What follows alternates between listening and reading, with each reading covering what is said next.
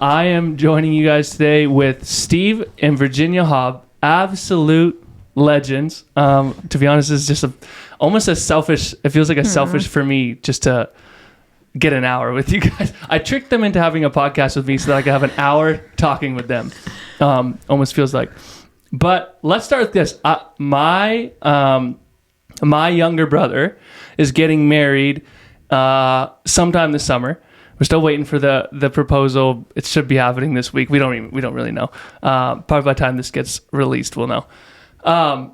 But I've been thinking about a wild bachelor party, and I know that I'm sitting in the room with somebody who's the king of wild bachelor parties. Oh, so I've heard. I'm assuming it's not Verge. Definitely not me. Steve, do you have like one or a dozen stories of just like wild bachelor stories that you've been a part of? He just wants ideas. Yeah, it's just more abuse for sure is all it is. But yeah, definitely a few stories of. Tell me one. I want to know one. Oh gosh. Well, it all kind of started with my brother Mike. He was the first one to get married, right? And we had this Swiss trainee with us. His English wasn't very good, but he was fresh out of the military.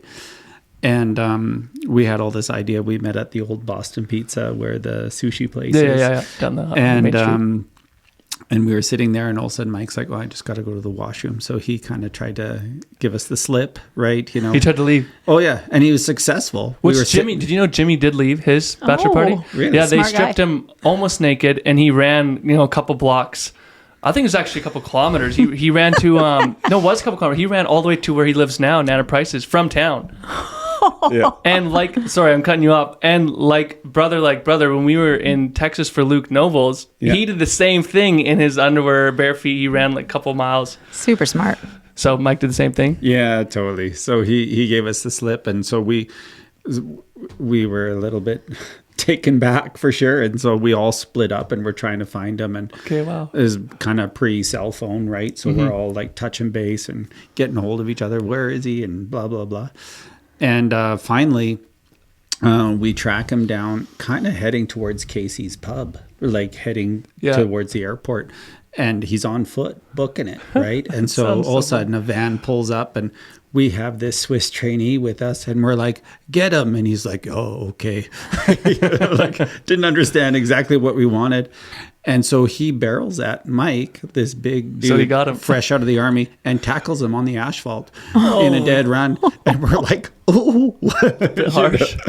Anyways, and then ensued the rest of the bachelor party where we just abused him horribly, right? But brutal. All of them are kind of focusing around catching our prey. It's a miracle that we have children, because for Steve's, they strapped an entire block of ice from the corner store with cellophane wrap to his to his baby making areas. Yeah, Really? Totally, yeah, totally. So what was their intentions there? Well, we got pregnant on our wedding night, so Maybe they knew what they're doing. Yeah, the count was, I guess, elevated. Is that true? That cold temperatures? Oh, we have no idea. Yeah, warm is bad, cold is good, apparently. So you guys you got pregnant on your wedding night, Yeah, or we so you did. think? Yeah, no, we did for sure. For sure. Yeah.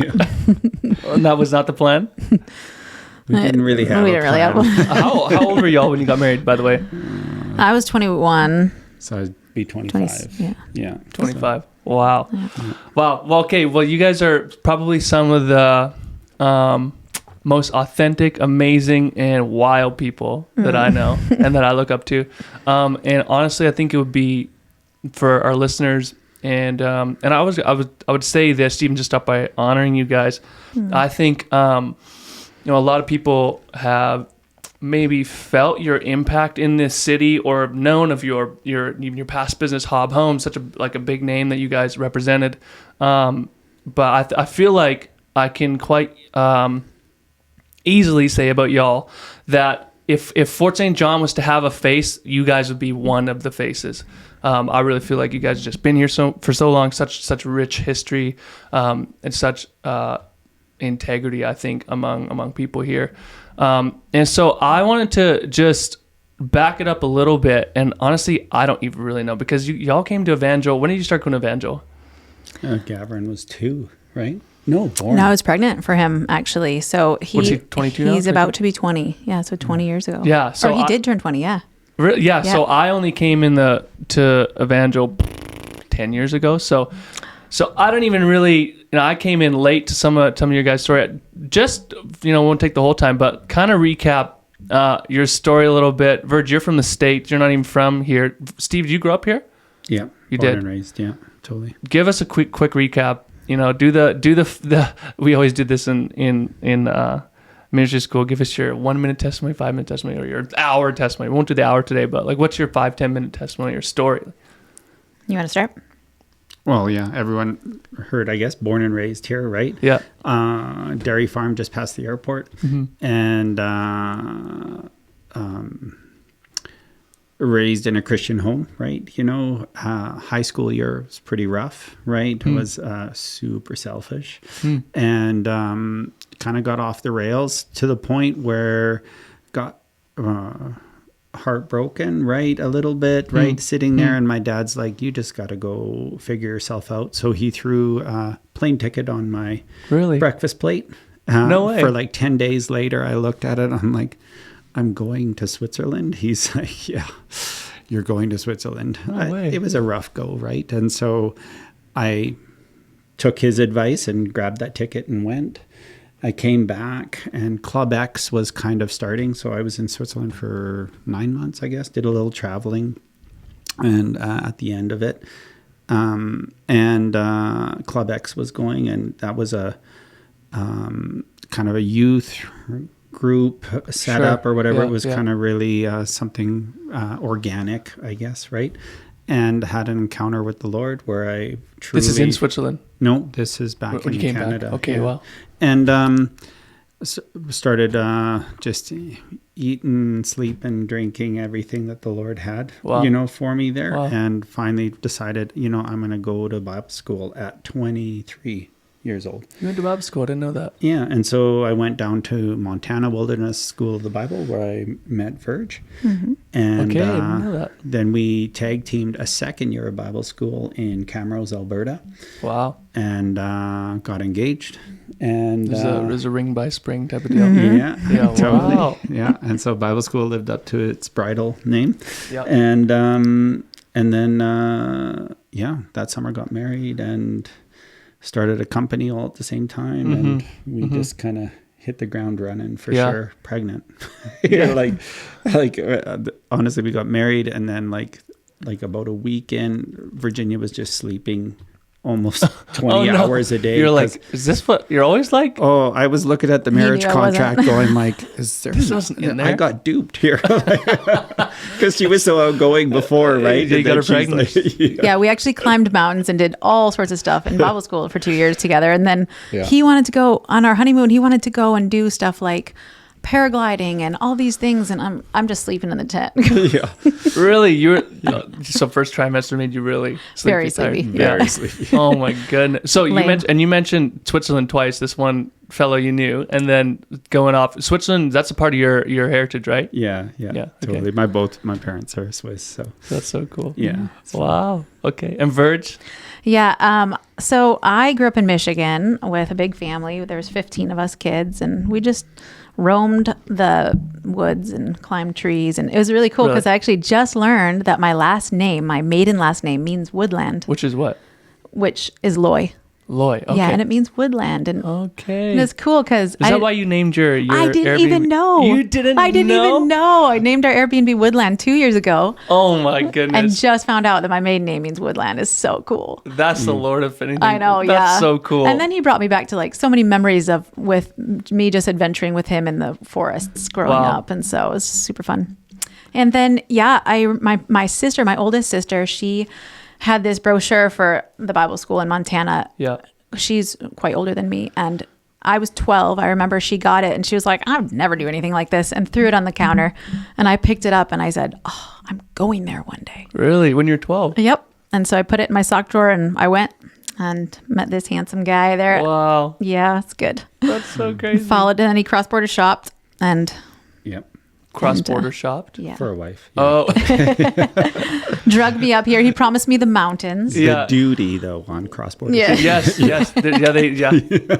There's tariffs on stuff like that now, too. Yeah, there is. Oh, man. Yeah. Okay, Yikes. crazy. And so how long before you got married did you move here? Right away. He came back up here to start the business. I went back home to plan the wedding. Wow. He came down a week before the wedding. We got married and up we came. Yeah. So right Crazy. after. Yeah. Where'd you say Michigan? That's where you're from? Yeah. What's the difference between Michigan and Fort St. John? Is it a lot? Is it huge? Is it? The lakes. Oh, there's lakes there? The lakes. Yeah, we don't got good lakes. Yeah. Yes, we do. We do here? Ours right out at our house. Oh, yes. He made me a lake. Here's a little advertisement if you want to check out a good lake. Yeah, Hoppin' come Lake. for a swim. That's true. Honestly, y'all have the only good lake around, to be honest. We noticed that when we were in California. Oh, there's so many great things in California, but that was one of the big things. Like, Yeah. oh, there's no water here. Yeah. You can't play in water. So Yeah. Oh, yeah. crazy. Yeah. Well, that's amazing. Okay, it's so funny when I don't know. I mean, I get to be with a lot of your kids, but I feel like you. I think Molly reminds me, or you remind me most of Molly when are you and Molly very similar? I think, yeah. She definitely reminds me of myself growing up, for sure. That's high awesome. energy, intense, and full of all manner of words. Oh, We got lots of words. That's so funny. Yeah. I love your intensity. I have this, and I won't expose you, but I have this like memory of intensity that I saw in you. Do you remember this moment I'm talking about? You can say it. I can handle it. I don't You've know. done I have Connection no Coach, idea. so you know authenticity. Yeah. I'm working at, who's the neighbors right behind y'all? What's the name again? Oh, I know what story. Hoskins? Hoskins are I'll do a good rendition of it. We'll smooth it over. But I'm at the Hoskins doing the siding on their toy garage or whatever with Jordan Coop. And which, by the way, that summer, I don't know what summer it was. It was like 2017 or something. So many bees there. I think on that. I think within that 1 week, I got at least a dozen stings. It was crazy. It was crazy. But I saw this dog, which is a normal sight to see at anyone's house. A dog, right? And then I saw this very not happy woman behind it, chasing it with like fury in her face. And that woman was And you. in her voice. Oh, that's so funny. And honestly, I think there's another moment, which There's many. yeah, there's another moment when I was what were we? I think we were coming back from California and we were looking for like temporary housing here while we were working. I think I asked Steve, I was like, Steve, would you guys ever rent out your guys' shop, whatever, to us? One thing is we do have a husky. And and you responded on the text, I should have screenshot. I think you said, my wife thinks dogs are from the devil or something like that. So that's a no-go. I think it was something like that. I'm so sad that we missed out on that. I mean, Having you guys there. we might not have had a relationship. Our probably not would have. our dog is, if you don't like dogs, you would really not like our dog. Oh. She just like gets out. She's very husky. Oh, yeah. Sometimes we don't like our dog. Anyways, okay, I wanted to, you guys have mentioned a few times, and I wanted to just, won't spend forever here, but the business that you're starting, was that when you were talking about, when we first got married, you moved here, Steve was starting a business. Was that Haab Homes that you started? Yeah.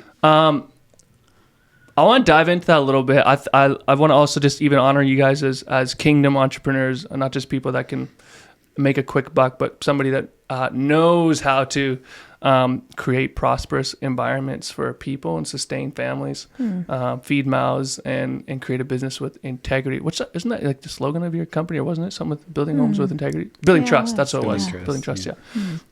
What you totally carry that. I wanted to just lean into for a little bit here. Your journey, building that business, the rise and the exit of it, even as well.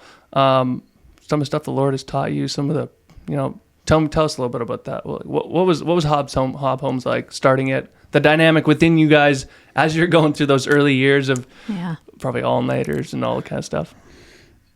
Yeah, and not having any really business knowledge except for really. Well, no, not really. Just try to do a good job, right? And so we did that. I had a really great apprenticeship when I was learning, and Dave Lamont was my Dave. Yeah, He's such a legend. Yeah. totally. him. And so I got to learn under him for 4 years, building his log home and some other stuff. And so I got a really diverse learning, and just one-on-one. It was just him and me. Yeah. And so coming out of there, lots of people just like, well, how do you know that? And I'm just like, I just learned it in my apprenticeship. And now, honestly, some of the apprenticeships that we've offered in our company, I'm just like, we miss so many pieces and parts because as you grow, you're like, hey, you're really good at this, do this. And you start pigeonholing people into what they're good at, right? And then they're like, well, I'm a drywaller, I guess, or I'm a floor layer, right? And and for when I was doing it, you got to be it all, right? You know, and so you learned all the aspects of the trade. But no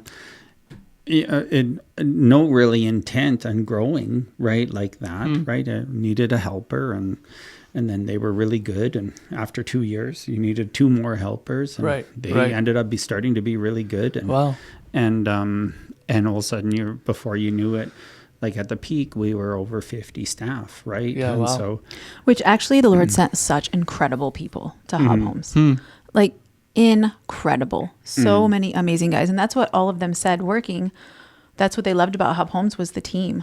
Really, and it's true. Yeah, God sent some incredible people our way, and we're really grateful for them. Wow. Oh, and totally, and we diversified ownership at some point because it was just too much, right? And so I was just like, I'm going to have a nervous breakdown or we're going to have to share the weight of it. Right. And so we brought in 2 awesome junior owners. Yeah, totally. And then we expanded electrical division, plumber division, you know, and did a bunch of things that way and kept on growing. And then we had a house fire, which you're... But before we go there, like you were asking about the dynamics as we learned and grew. We were raising a family at the same time. Yeah, what was it personally like? I mean, my dad's a business owner too, so I can remember, and I'm sure some of the stories are synonymous of like, when does Dad come home? He'll be back late. Why is Dad gone again this morning? You know, like all just such, there's a huge load, especially at the front end of starting a business, you know, so it's all on you. Yeah. It's interesting hearing that from your perspective as a kid. Yeah. Oh, yeah. It's there for sure. Yeah. I mean, we had, I felt it because I was at home with the kids, you know, one after the other, 7 in a row. Yeah, that's a lot. Yeah. And I don't know how that happened. we were building and selling houses at the same time. So we were having babies, building houses, selling, moving, doing this crazy thing, staying up till all the wee hours to finish the house that we were building. And then I don't even know how we did it, thinking back on it, but well, that was kind of when energy drinks started to be a thing.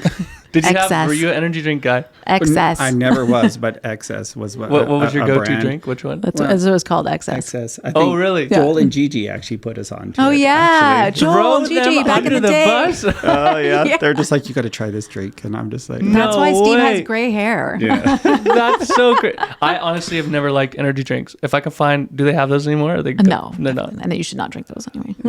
That's crazy. Well, now it's Monster and Red Bull and right. everything else. Crazy. Right? So you felt the weight at home. Definitely. And I mean, it is what it is. I really resented the company. Really? Yeah, I really did. I actually felt in my immaturity, couldn't see, I wish I could go back in so many ways because I couldn't see the incredible opportunity that was and what it was anyway. I mean, it happened anyway. Like Steve was able to pour into so many families and guys and people and bless the city, even despite my attitude toward it. So I'm thankful for that. But I definitely was incredibly immature in my, and how because I felt so lonely. I came up here, you know, as this young girl married into, you know, came to a totally foreign place, totally foreign family, and then just started having babies, and I knew nothing, and so it was a lot. Right. Right. So did you resent like the busyness? I just resented, I think, the pace and how it felt like I could never catch up. You know, because I really love order. Right. And it felt like everything was just chaos all the time. Yeah. And Which was really good because it actually, I think that's what really drove me to the heart of the Father over and over and over again. Wow. I think that's why I have the relationship with him that I have now, because I don't know it. I needed him. I needed him in that time. And and so it was something that we've had to heal from, because and then I would blame Steve in it, and probably rightly so, right? Because a lot of time in the thick of it, you're just like, would almost treat my clients like they were more important than my bride, right? Yeah. And do anything to appease them. And just like, hey, I just got to swing for the fence to get this one finished. And, we drop the ball all the time, right? You know, and then, but in my home, when I would just be like, look, these people put food on our table, right? Right. And put that over and above her feelings, right? Or not even actually validate them, right? Because it's just like, we'll talk later, right? And disappear on another Saturday. So it felt like a tug of war for time, big time, because she's like, we need to make a memory, right? With her family. And I'm just like, Sunday, right? And she just like, everyone else works 5 days a week. And I'm like, the Lord put the seventh day for a day of rest. So it's kind of in the fine print that we can work 6, right? And we had a lot of battles. It was a dance we learned, because I remember the day when you said, I'm not working any more Saturdays. And really? It was so beautiful. When was this? It was probably about maybe 10 years in, maybe 8 years in. Something 8 years like in. Yeah. How long have you been married now? 23. Wow. Okay. Yeah, 23. Wow. Yeah. So you decided you would stop working Saturdays? Well, for the most part, on the job, and then my honey-do list picked up the slack. Saturdays. Yeah, for sure. Yeah. Wow. So I still work 6 days a week for sure. One is for a preferred client for sure. It took a long time, but we did figure out how to like flow in it. But I do also remember the day when the Lord showed me that I was really cursing in a way the company with my despising of it. Remember that? And then I started to bless it, and then it was shortly after that, because it took this many years, shortly after it is when it all fell apart. Interesting. Wild. Interesting. It took that long to come to that, and then as soon as I came to that, it started to fall apart. Yeah. Wow. Yeah. And so I don't know, I'm trying to decide where I want this conversation to go. I love there's a couple things you guys have been mentioning. I'm just picking up on one of them being the opportunity, which I think also it picks up in your guys' personal life that you see in your company around pouring into people, hosting people, bringing them a part of your team, bringing them a part of your family. There's kind of like everyone's a part of our family. It's a big old Haab family. What are some of the things you guys have learned about, I don't know, community, bringing people under your covering, and like even I know that like the business represented that somewhat of like everyone wants to be a part of this team. It's very team built, but even your personal life, if you go over to Haab Lake, it's come under our covering and be a part of our family. Use our like, it's very much we're all family. I'll talk a little bit about that, 'cause I think it's one of the things that I've found fascinating about certain cultures, like let's say like Latino cultures or some like South Asian cultures. They're super everybody's family, everybody's just everything together, but in North America it's very like boxed in. We just have our 5 days and then you don't talk to each other. And I don't know, I think that's one of the really beautiful things about you guys is that everybody can be family. Everybody can be, if you work for us, you live with us, we're all together. Tell me a little bit about that. Or what have you learned? Well, no, I think both. That kind of is birthed out of maybe farm life for us. Like yeah, definitely. Growing up, youth group, whatever. Like my mom would be making a big bowl, thing of spaghetti or something simple, right? And we didn't know if it was going to be 7 people or 17 people, right? Because it was just kind of everyone come over to our place. Yeah. And that was a really fun dynamic. Like my dad would facilitate all our antics. Like, we're building bombs today, Dad. Yes. You know, and he's just like, I don't want to hear about it, but here's some pipe. Here's some, you know, you can use the welder. You know, don't use too much oxyacetylene. You know, like, it would be kind of monitored, but, you know, we were allowed to be a little crazy, right? You know, when you say farms, you're talking like the farms? No, just the dairy farm. Okay, just I wasn't sure if you guys grew up in farms as well. No. And so, but that would have been a fun dynamic too, right? Yeah. You know, but it was very similar. Like, we had 3 families on the living on the same thing. My grandparents, my uncle, and our family, right?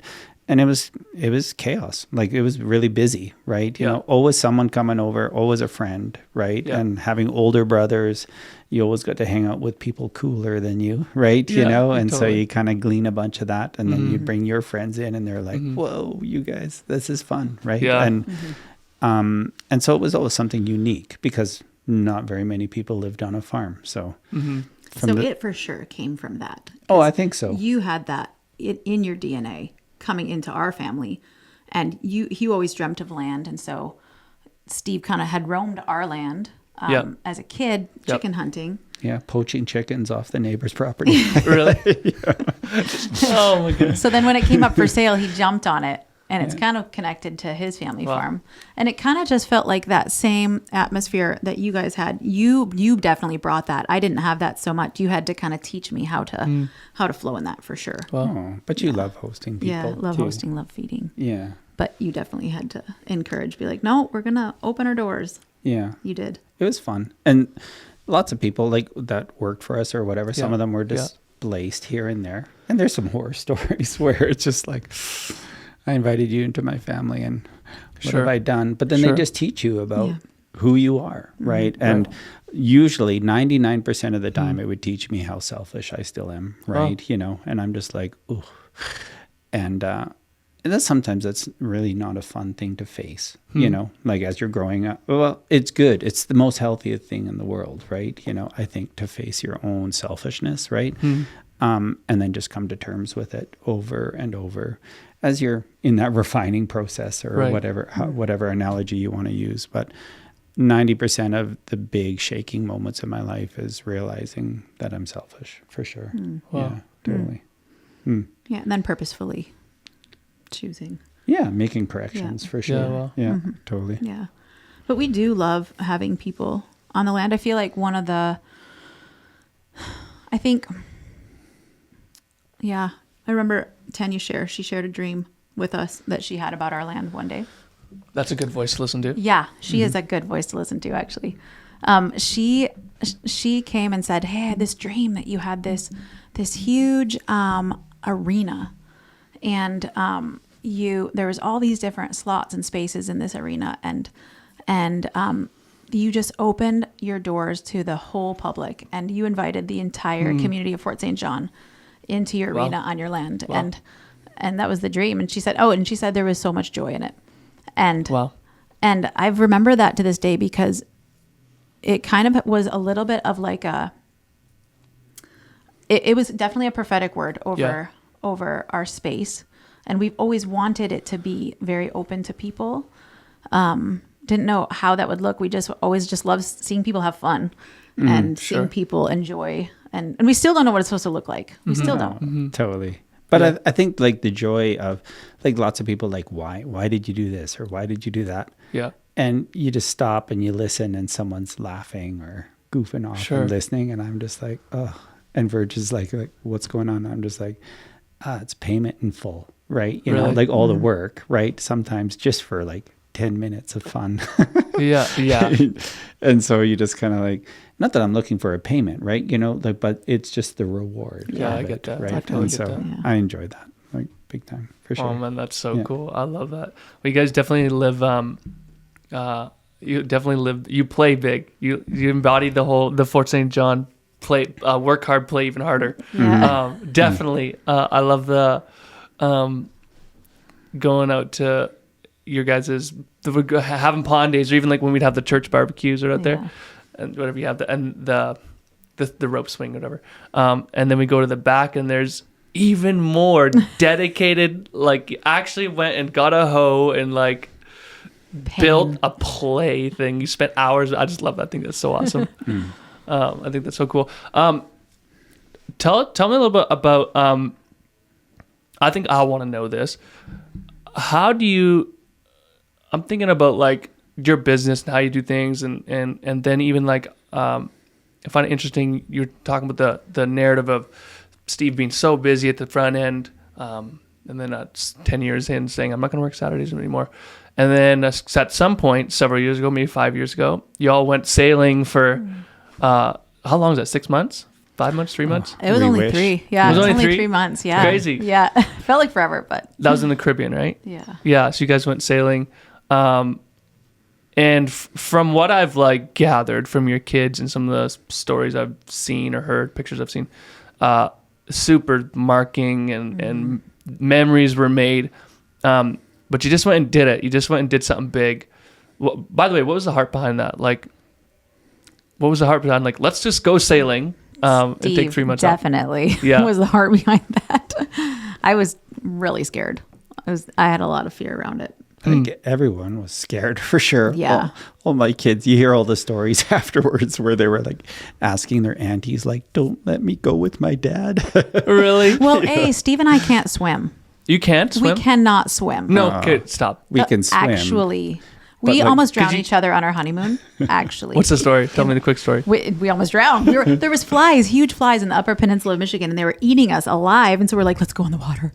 And we were trying to, and then we started kissing, and then we totally started drowning. We're like, we almost drowned. You started kissing in the water, and you almost drowned. Yes. Well, we started laughing. I think it was That's not the worst way to go out, I guess. No, seriously, but both of us were like almost drowned. pushing each other away. I'm gonna die. I need to survive. I need to make it to the edge.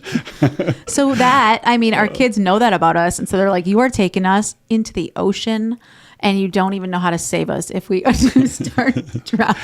We'll buy life jackets. But I think that comes down to like the majority of it is vision, right? Sure. So was it 10 years prior? Yeah. 10 years prior, we were in Antigua for a little warm getaway, Sure. right, over in the winter. And this catamaran pulls into this lagoon where this little resort is at. And this family ties a wet bag onto the dad's foot, and they dive off this boat and come to the beach right where we are. And they get out and they open this dry bag, towel off, and put street clothes on, and they walk into the thing, right into the city. And I'm just like, what is going on? Right? There's no tour guide or anything. It's just themselves. Yeah. And so they came back, and I was like, whoa, wait a second. What's going on? And they're like, we've been touring with this boat for the last 3 years. Yeah. They said something like that. And we just are exploring the world, right? As a family, right? And I'm just like, you can do this, right? Wow. And so it definitely planted the idea, like, this is possible. And then 10 years later, it was just like, it was the last year, basically. Jade was just almost, Graduate. Sure. Yeah. And I just like, if we don't pull the trigger on it now, we'll never get the opportunity to actually have our whole family together to do this under my dictation, right? You have to come with us. Yeah, somewhere warm and make it a memory. And so we remortgaged our house. Yep. And I'm just kind of like, everyone like, this is a bad financial decision. And I agree, but I can pay for it when I'm 60, right? If I have to, right? Wow. But this is my one shot at it, right? And honestly, probably the best thing I ever did. Mm-hmm. Yeah, Really? Yeah, totally. Yeah, honestly. So that's a crazy. He wants to do it again, and I'm like, I don't think you can remortgage twice. I would like to do that again, Meg. Well, you already did that. Yeah. Give me another dose of that. Yeah, totally. It's just that's so funny. Pretty much that's an ongoing tension. Yes, it is. Well, to be honest, I mean, it's some of these things. It was funny. I was doing a little mentoring session with Tony, and I was talking about listening to God's voice, and there's some of the guidelines. It shouldn't replace your Bible study. It shouldn't replace good counsel. It shouldn't just like always replace these things. Where am I going with that? One of them being what am I trying to say? Well, I've drawn a blank. That's okay. Anyways, it's reminding me of the story of when in the Gospels when Jesus says the gospel is like someone who buys a piece of land and he sells everything he has to buy the land and he's blessed. So this is what I was getting at. Though it seemed contradictory, that's not a good financial decision. That's what I was getting. Hearing God's voice. Yes. It's not a great financial decision. Although in this story, even in the Bible, though it would seem like probably the most foolish decision, this guy sells everything he has to buy this plot of land, which is essentially the gospel. That's what Jesus. That's what God did. Well, he says, "This is what the kingdom." Yeah, of God he bankrupts is like. all of heaven for if there's one chance. Wow. So for you, was it very much like we're gonna just hear God on this, or was God a part of that decision, or maybe hindsight he is? Oh, it probably goes back to being selfish again, maybe, right? Like lots of that. Well, and I honestly believe that the Lord says he'll give you the desires of your heart, right? And so if something's planted deep in you and there's no obvious being like, what is the evil in this, right? Like obviously if it's a innocent, fun, beautiful desire, like you watch Solomon and David, everyone building these immaculate things, like, or nothing that their eye or their imagination couldn't even think of, they created, right? Wow. And so I'm just like, does he not give us the same parameters, right? And so here's something in my mind that I'm just like, I call it a bucket list, right? Whatever. But I'm like, this is a dream. And I think if I leverage enough stuff, we can make it happen. And I see so many people have dreams and just don't pull the trigger, right? And maybe I got a little bit more of a hair trigger and afterwards being like, maybe I shouldn't have pulled the trigger on that. Sure. But this is one time that I pulled the trigger on something that I'm like, well, yeah. And so glad I did. Can I tie into that? Lean into this. This is a good stuff. Like in a prophetic view, hindsight, I actually saw, I think, okay, just to kind of honor you a little bit, over the years, this guy does things because of dreams in his heart or things that he, desires or wants to do. But it actually, he has like this apostolic thing where he's a builder. Yeah. And so I don't think it's just that he's taking us on a sailing trip. At the same time, what was happening actually in our spiritual lives is that we were beginning to understand our identity. Wow. Whereas we were really a lot locked up for years prior to that in performance and really just in a lot of like just religious rat rolly, or like what's the whole like a guinea pig, little turn thing. Little hamster wheel. Yeah, the hamster wheel. Thank you. That's what I was trying to go for. I said a lot of words. Anyway, that thing. Rat rolly. Yeah, rat rolly. That's a good one. But for years, and we didn't know who we were, and we're still learning. It's exciting, but right at that same time, God was starting to really call us or woo us into understanding who we were, and show us how delighted he was in us just for being. And so I don't know that he was dreaming of sailing, right? Just sailing in the wind, even that, like really just beginning to know who we were and go with who he says we are, and not, have this rigid thing that we had to follow in order to be loved, in order to, have all of our ducks in a row, our little religious ducks in a row to say, now he's proud of us. You know what I mean? And so Steve, I feel like in that, what he was doing really was like, almost like cutting something off of us to say, no, we are free to be in the wind with him. Like, wow. And I don't know, I feel like that was definitely hand in hand what was going on at the same time as we were learning this. Wow. Yeah. But I'm just kind of trying to shoot the blanks here, or in the gaps. You said you were locked up in whatever performance and trying to tame people, which makes sense as someone serving clients or whatever. And then you do this thing that's against better judgment. The people around you might be saying, this isn't a good idea. Do you feel like the act of breaking breaking the fear of man in the decision to go and do something just Huge. wild Yeah. became the platform for your identity to be received, because now you're not afraid of what people think, therefore you can receive who I really am. It was definitely a huge part of it. Yes. I love how you just said that, because Oh, totally. huge. And I think Because no one thought we should go. Really? Was there one person? Was it? and honestly, like to do like a 1-week course and have someone say, here's a certificate, you know what you're doing now. They were all worried for our children's lives. Yeah, totally. Oh my goodness. And they should. That was legit. That was legit. Yeah. But just to be foolish enough to do it anyway, right? A little bit. And to be like, we can coddle our kids and keep them safe, like all the time, right? Mm-hmm. And so like when we went sailing, we had an instructor with us for the first 6 weeks, right? Mm-hmm. Something like that, sailed with us every day. And our kids were fairly lackadaisy, right? You know, when we had fun. And then she flew home and it was time for us to fly solo, right? Wow. And you want to talk about some attentive kids, knowing that if I don't do this, I was at the helm, right? You know, they're just like, Dad. And I'm like, oh, somebody's engaged now, right? Yeah, wow. And it was awesome. It was so fun. Wow.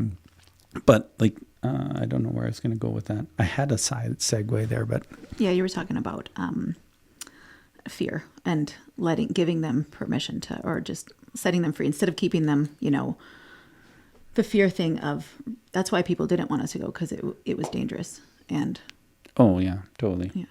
Where were you going with that? I lost it.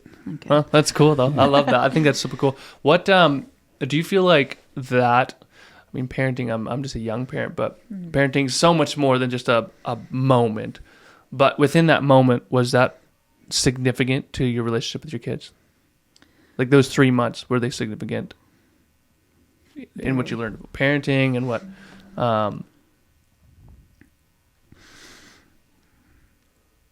It was very significant, I think.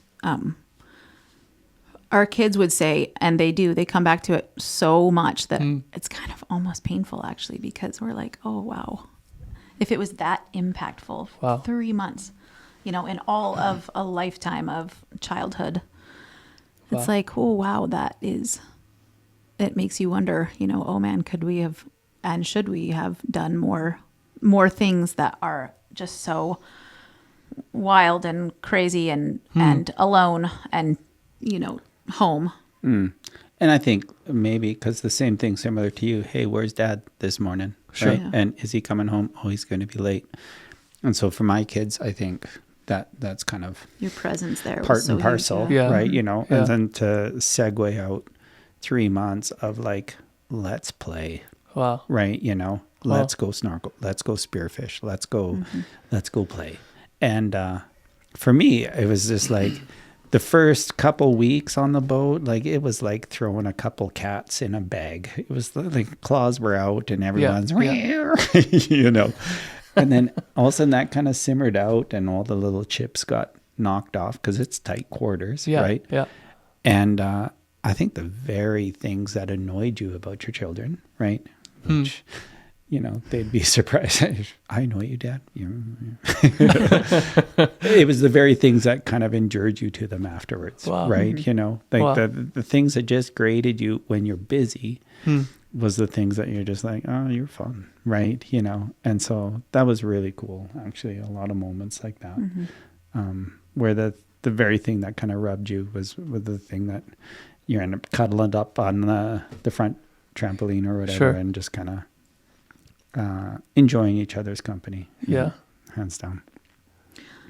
I think what it did do, though, is help our kids know that you can do things that are impossible, because it was very, very hard. Really? Yeah, it was very hard. There was like crazy storms that I thought we were going to die in. Like you actually legitimately thought we will die tonight? Yeah, actually. Okay. Now, keep in mind. He maybe didn't think that, but I did. So that's terrible. the fear is a very powerful Yeah, it thing, is. right? And so Yeah. if we entertain it, it embellishes, right? Yeah, right. I don't want to say you're an Tony said that embellisher. one time a couple Yeah. months ago. Fear finds all the facts it needs to back up its case. Yeah. I was Yeah. like, that's so true. Yeah. And so there was Yeah. a few facts that might have been. Yeah. Wow. Filled in. We were always safe. But I guess Yeah, what I'm saying so- is though I think actually bred into our kids this thing that you can do impossible things. Yeah. You can do hard things. You can do things that everyone says you can't do. Wow. And they're going to do them. They're going to do them. I think because of that trip, they will be like, I can do this, even though it's all Right. everything. But I see that in your kids. I mean, it's the ones that I'm leading or around more often. I definitely see that in your kids. Yeah, they're amazing people out there. I love them. They love you too. Yeah, I appreciate that. Tell me, I want to know, because I feel like it's super inspiring, and I don't know how to say it, but like sometimes it seems like the 1% or the against better judgment, which we're not against community and counsel and being wise people. Definitely. We don't want to be Be wise, just for sure.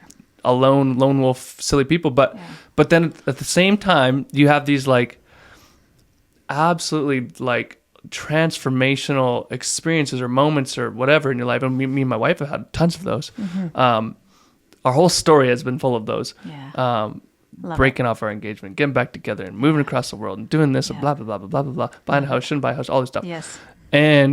But they've, it's hard. I don't want to hear. I just want to hear your opinion. Maybe this is a son asking parents, kind of like, where's the balance, or is it about? Almost seems like so often that the worst decision is almost always the best one. How do you know when you're leaning into taking a decision that would be risky and against better judgment? How do you know that you're not just being prideful and ignoring better judgment, or you're actually just walking in faith and following the Spirit of the Lord into something that's free? How do you know? I don't know. How do you know? Such a good question. Wow. Yeah. And I think, and I think that's the wonderful thing, right? About the God life, right? Adventure. Yeah. And knowing that He delights in us, Yep. right? And the confidence that comes from trying to let that sit in your heart, being like, is this gonna change the way you think about me, right? And if it's like, I'd like to do this, and like if you're ignoring good counsel and everything else all the way along, but if it's a desire in your heart, right? Like there's obviously, if it's destructive to you or whatever, right? Yeah. But if it's just for the sake of playing, right, or expanding or being aggressive or whatever, if it falls flat, right, and the dream or the idea ends up costing you something, there's something to be learned in that, right? And He's going to walk with you in the learning of it. You're just like, you're financially stressed right now, blah, blah, blah, blah, blah. And He's not going there being like, I warned you, this or that or the other thing. He's just like, hey, I'd like to walk with you in the skinny times, right? Yeah. And if it like, boom, goes through the roof and you're just, I'm feeling super blessed. We're blessed both ways because we're walking with Him, right? Yeah. And so I think the liberty, like for us, like even getting married, I just like, rattle my wife, just being like, kind of like, I don't know. I just want to make the right choice, right? I don't want to make a mistake, right? And in the end, finally, when it came down to it, just like, I just have a confidence that this is the way we're going to go, right? And He's going to give us all the tools that we need to walk it out. And sometimes the fear of making mistakes leaves and the joy of living life kind of erupts, right? Or starts. And and with an abstinence of fear, right? And sometimes that's a tool as parents that we impose or as coaches, right? Or whatever, we use fear to temper something. And for Him, He's just like, I get to walk with you whichever way you choose on this one, right? And Yeah, because that's a broad statement. I obviously. like exactly what you said, because there is no fear in love. And so, Yeah. Well. and so if we know we're loved, and we're honestly wanting to, be on the adventure with God, you know, and each other and our families, then I feel like he's going to bring good. He's going to bring good. And even if, we have done a lot of things where we have lost, Right. We have had a lot of things flop and fail, and ventures and things, and lots of stuff. Yeah. But you still learn from that, and you still grow in it. Yeah. And maybe some of those were bad decisions, and maybe we shouldn't have done them. But yet it was still fun, and it was still a joy, and there was heartache in some of it, but also we grew. We grew together, and our kids watched us. They watch us make mistakes. Right. They watch us make mistakes. We don't try to hide. We try to be as authentic with them as possible. And so we talk about stuff in front of them, which I don't know if that's good or bad, but they hear the whole story. Right. Totally. Tip to tail all the time. We're not great at, maybe doing the adult thing. They're just in on it. We're praying out loud in the middle of the crazy battle, and That's beautiful. And crazy angry or sad or hard, and we just don't keep it from them.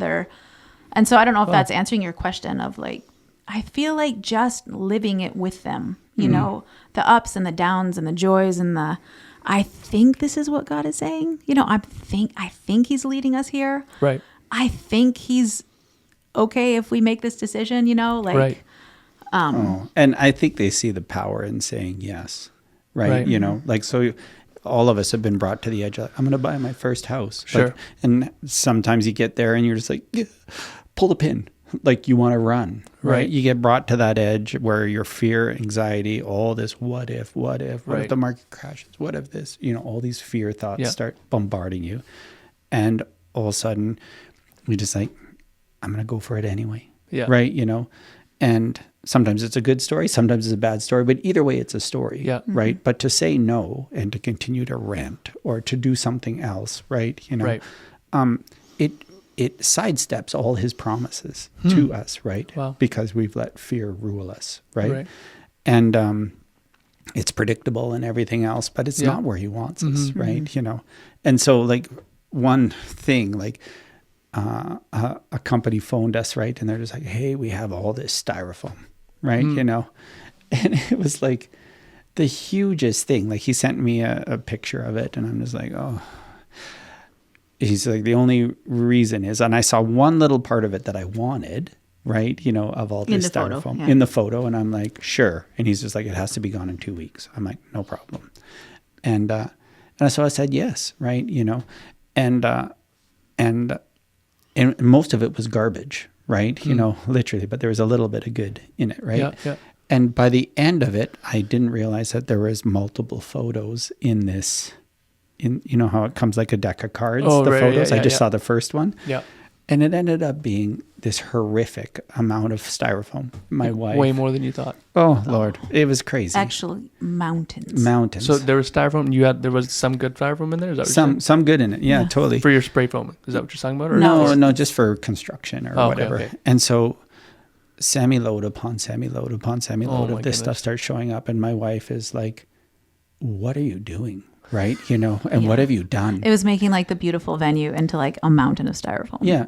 And was it blowing around the wind too? No, Lord. It was all in bundles. Oh my goodness. Mostly. Some of it mostly. But all of a sudden all this, and of course it just depends which eyes you look at it with, right? Sure. So if you look at it as garbage, it's garbage, right? And so, you get made fun of and this and that and the other thing. They're just like, what did you do? And I'm like, I'm just trying to keep my marriage together, as this stuff is showing up. And then it came to the point where, we sold a couple truckloads of it, right? And gave some away and this and that and the other thing.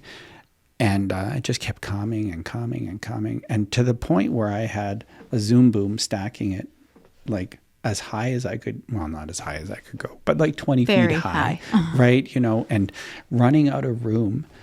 And Virginia phones me and just there's another truck coming, giving me a little bit of the gears, right? And I just that verse in Malachi like hit me, just like, let the blessing of the Lord will overtake you, right? That the storehouse of heaven will open up, and you will not have enough capacity for it, Wow.